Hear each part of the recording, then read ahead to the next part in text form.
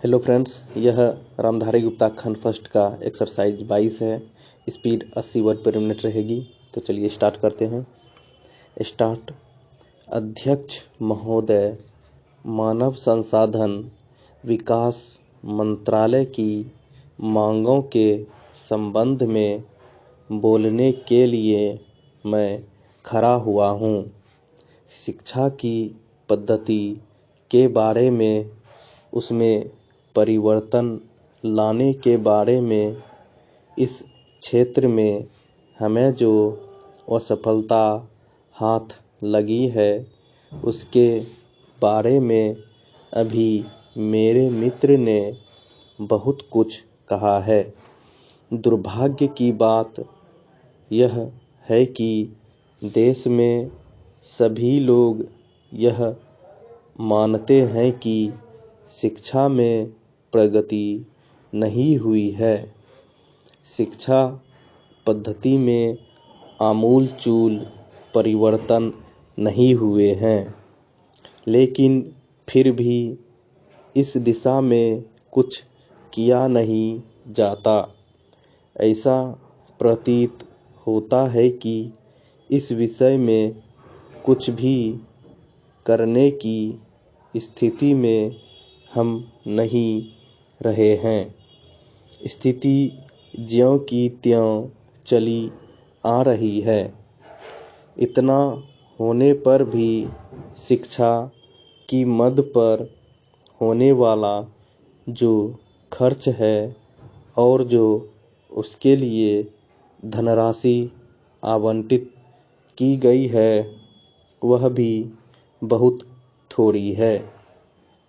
लेकिन उस पर न जाकर मैं आपका ध्यान इस ओर दिलाना चाहता हूँ कि मर्ज बढ़ता ही गया।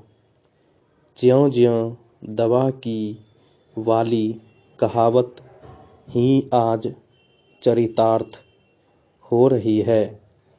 जितने ज़्यादा आयोग और समितियां बैठी और जितनी ज़्यादा शिक्षा पद्धति के बारे में छानबीन की गई, उतनी ही ज़्यादा बीमारी बढ़ती गई।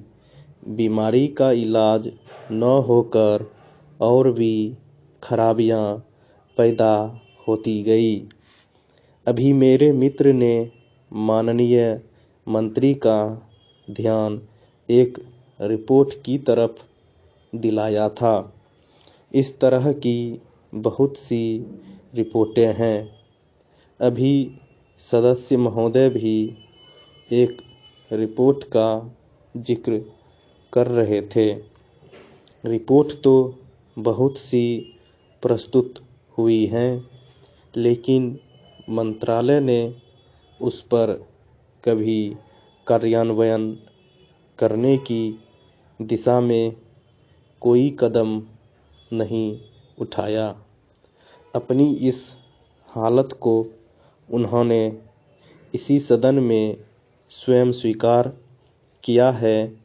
अपनी विवशता को उन्होंने स्वयं यहाँ प्रकट किया है। इस विषय पर और अधिक न कहकर मैं आज के दिन मानव संसाधन विकास मंत्रालय का ध्यान दो विशेष विषयों की तरफ दिलाना चाहता हूँ।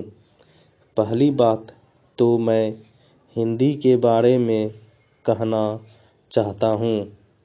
मंत्रालय का काम हिंदी का प्रचार और प्रसार करना है। हिंदी हमारे देश की राष्ट्रभाषा है।